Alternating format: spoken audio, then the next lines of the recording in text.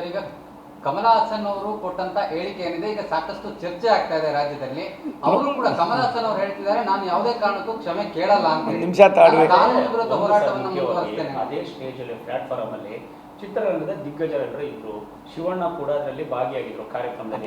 ಅಂದ್ರೆ ಕನ್ನಡದ ಬಗ್ಗೆ ಮಾತನಾಡಕ್ಕೆ ಯಾವುದೇ ರೀತಿಯಾದಂತ ಒಂದು ಚಕಾರ ಇರ್ತಿಲ್ಲ, ಈ ರೀತಿಯಾಗಿ ಯಾವುದೇ ಹೇಳಿಕೆಯನ್ನು ಕೊಡೋದಕ್ಕೆ ಮುಂದಾಗಿಲ್ಲ. ಈ ರೀತಿಯಾದಂಥ ಒಂದು ಇಲ್ಲಪ್ಪ, ಅವ್ರಿಗೆ ಆರೋಗ್ಯದಲ್ಲಿ ಸ್ವಲ್ಪ ಏರುಪೇರಾಗಿದೆ. ನಾನು ಶಿವರಾಜ್ ಕುಮಾರ್ ಅವ್ರನ್ನ, ರಾಜ್ಕುಮಾರ್ ಫ್ಯಾಮಿಲಿನ ಚಿಕ್ಕ ಹುಡುಗನಿಂದ ನೋಡಿದ್ದೀನಿ. ಆ ಫ್ಯಾಮಿಲಿಗೆ ನಾನು ಕೂಡ ಒಬ್ಬ ಅಭಿಮಾನಿ. ಆದರೆ ಇವರು ಒಬ್ಬ ನಟ ರೀ. ಈತ ಬೇಸಿಕಲಿ ಈತ ನಟ. ಒಂದು ನಿಮಿಷ ತಾಳಿ. ಬೇಸಿಕಲಿ ಈತ ನಟ. ಅವನ ಜೀವನನೇ ಜನ ಕೊಟ್ಟಿರೋ ಕಾಸು.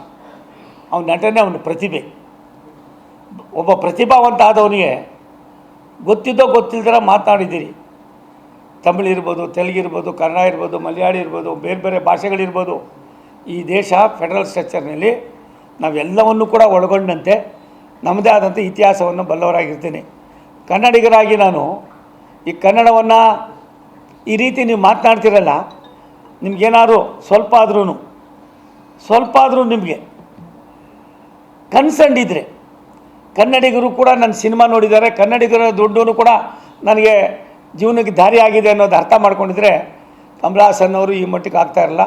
ನನಗೆ ದುರಂತ, ದೌರ್ಭಾಗ್ಯ ಇಂಥ ಒಬ್ಬ ಮೇರು ನಟ ಈ ರೀತಿ ಹಠಕ್ಕೆ ಬಿದ್ದು ಎಲ್ಲ ಒಂದು ಕಡೆ ನನ್ನ ಕಾರ್ಯ ಸಾಧನೆ ಅನ್ನೋದಕ್ಕಿಂತ ಹೆಚ್ಚಾಗಿ ನನ್ನ ಹೆಸರನ್ನ ಹೆಚ್ಚು ಮಾಡ್ಕೋಬೇಕು ಅಂದರೆ ಕನ್ನಡ ಅಂಬೆ ನಾವೆಲ್ಲ, ನಮ್ಮ ಉಸಿರು ಕನ್ನಡ, ನಮ್ಮ ನಡವಳಿಕೆ ಕನ್ನಡ, ನಮ್ಮ ಭಾಷೆ ಕನ್ನಡ, ನಾವು ಹೋಗೋ ದಾರಿ ಕನ್ನಡ.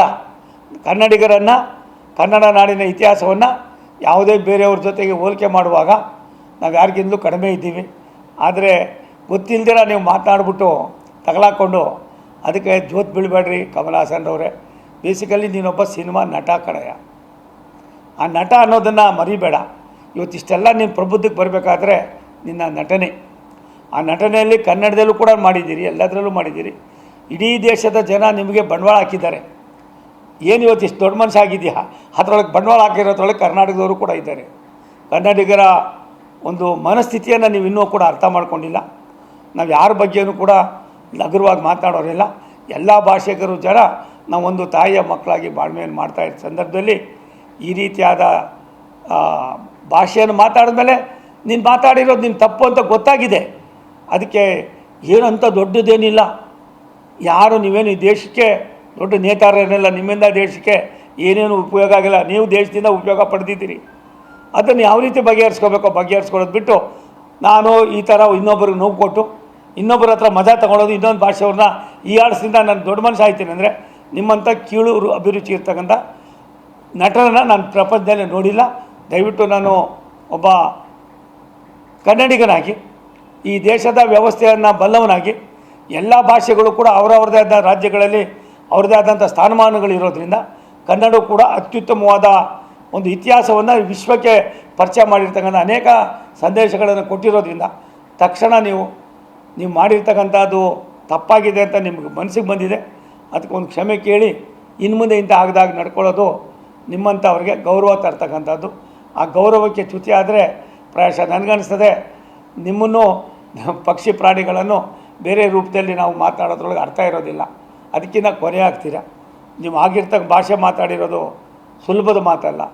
ಒಂದು ಭಾಷೆಯನ್ನು, ಒಂದು ಭಾಷಿಗರನ್ನು, ಯಾವುದೇ ಭಾಷೆ ಆಗಿರಲಿ, ಕನ್ನಡ ಇರ್ಬೋದು, ತಮಿಳು ಇರ್ಬೋದು, ತೆಲುಗು ಇರ್ಬೋದು, ಮಲಬಾರಿ ಇರ್ಬೋದು, ಮರಾಠಿ ಇರ್ಬೋದು, ಎಲ್ಲವೂ ಕೂಡ ಆಯಾ ರಾಜ್ಯಗಳ ತಾಯಿ ಭಾಷೆಗಳು. ಆ ತಾಯಿ ಭಾಷೆಗಳಿಗೆ ಅವಮಾನ ಮಾಡ್ತಕ್ಕಂಥದ್ದಕ್ಕೆ ನೀವು ಎಷ್ಟು ಮಟ್ಟಿಗೆ ಸರಿ ಅನ್ನೋದು ಅರ್ಥ ಮಾಡಿಕೊಂಡು ಇವತ್ತು ಕೂಡ ನೀವು ಅದಾಗಿರ್ತಕ್ಕಂಥ ತಪ್ಪನ್ನು ಸರಿಪಡಿಸ್ಕೊಳ್ಳೋದು ಸಮಂಜಸ ಅನ್ನೋದು ನನ್ನ ವೈಯಕ್ತಿಕವಾದ ಭಾವನೆ.